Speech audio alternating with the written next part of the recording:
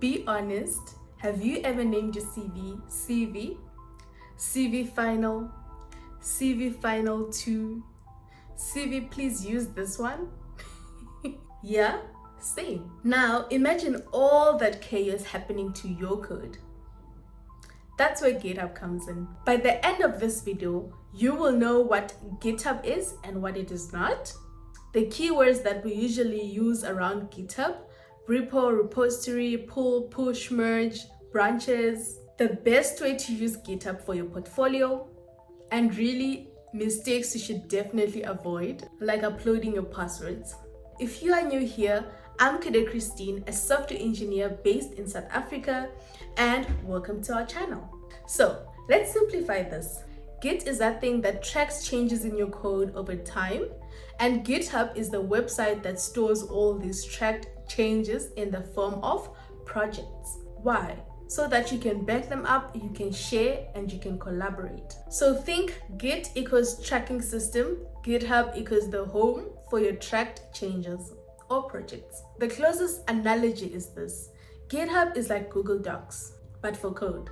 Because you can see who changed what, when they changed it. You can go back to all the versions of your saved document, and you can literally see multiple people working on one project or one document at the same time without overwriting each other or each other's work. So really, GitHub solves 3 painful problems. Number 1, backup. If you are to lose your laptop, or it crashes, or maybe you lose your files, GitHub has got your back. Why? Because all your code will be found online. Number 2, collaboration. Instead of sending zip folders back and forth, asking one person to merge another person's code and vice versa, you work properly. Number 3, proof of work. When you are, say, job hunting, GitHub becomes that living portfolio that shows that you didn't just watch tutorials, but you actually built. Also guys, please comment me if you've ever lost code and you've had to start all over again. So if you know me and you know this channel, you know we like being practical. So let's be practical. For example, we've got a to-do list, right? An app to build, and this app is a to-do list app. If you do not know what that is, so in this instance, a repo, short for repository, is basically your project folder, but that's the one that's online, right? So a repo is the online folder that's online. This repository or repo holds your files, your code, and the history of changes. A commit is a snapshot of your changes. So instead of one massive update at the end of the week or at the end of the project term, you do small changes and you commit them, like added task input field, fixed the delete button, and every commit is accompanied by a descriptive message. Please don't use a commit message like stuff. What stuff?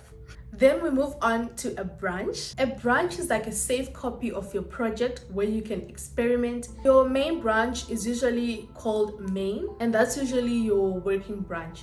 Other people have complex setups. They would have main, then master, and they have different rules of when code can be merged into another branch.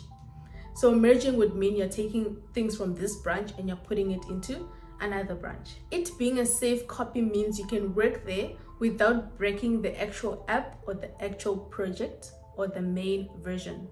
Then we go into pull requests and merge. A pull request is when you say, hey, I've made changes on branch A and I'd like to bring those changes into branch B. Please allow me to. So different companies and different institutions have rules on how certain code from another branch gets to be merged into certain branches. Like your main version, you always want it to be in working condition, so you can only bring in code, say, when it has passed certain automatic tests or manual reviews where a colleague actually goes in and looks at the code before it goes into the main version.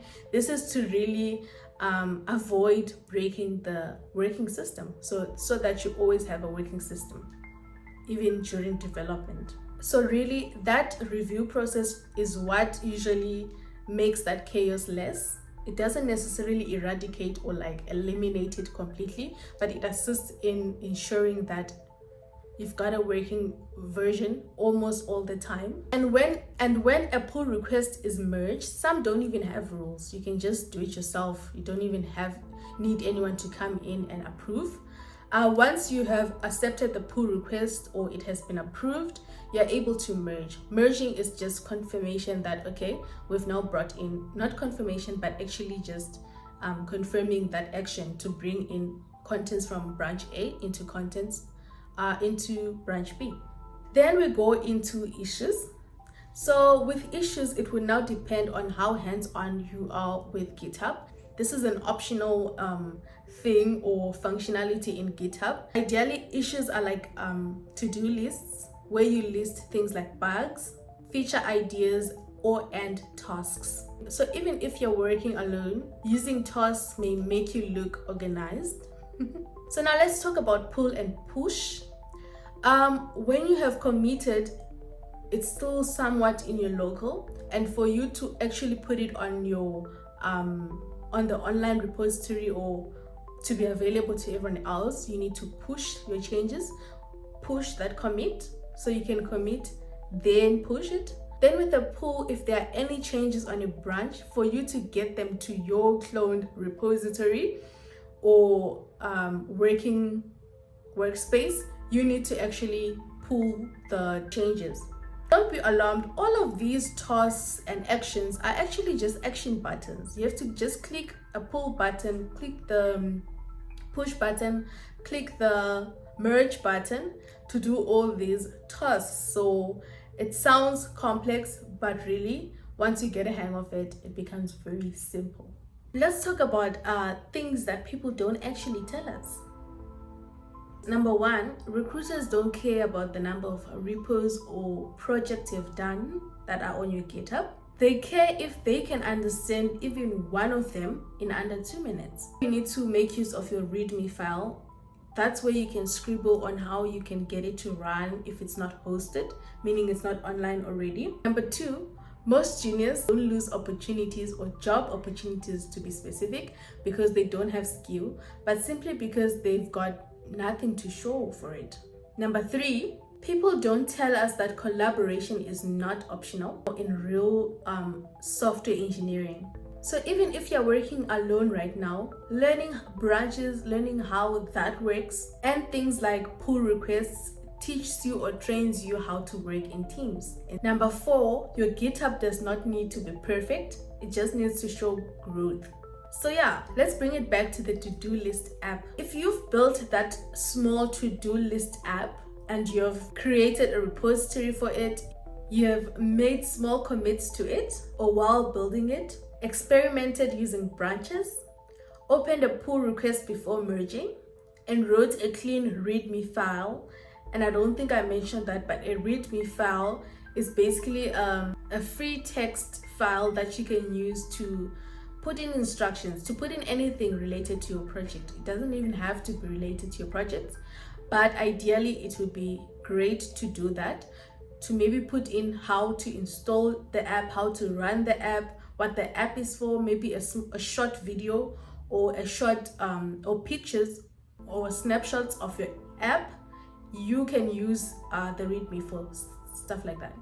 So if you've done all of that, you are not just learning GitHub, you are working like a real developer. And yeah, that's what they don't tell you. GitHub is not about collecting green squares, if you know what I mean. It's about thinking in versions, thinking in collaboration, and thinking in clarity.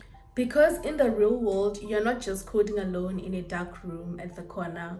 You're reviewing code, you're getting feedback, you're fixing bugs someone else did not even intend, and vice versa, someone else is fixing your bugs. GitHub is that environment where all of this happens. So yes guys, that brings us to the end of the video. Thank you so much for watching. Do leave your questions down below, and if you have successfully created a GitHub page or account and you'd like for us to review it on a video, please do leave your comments down below. Do hit me up on my email, and yeah, and if you need help in setting one yourself, definitely do reach out. Thank you guys for watching. See you in my next video. Bye.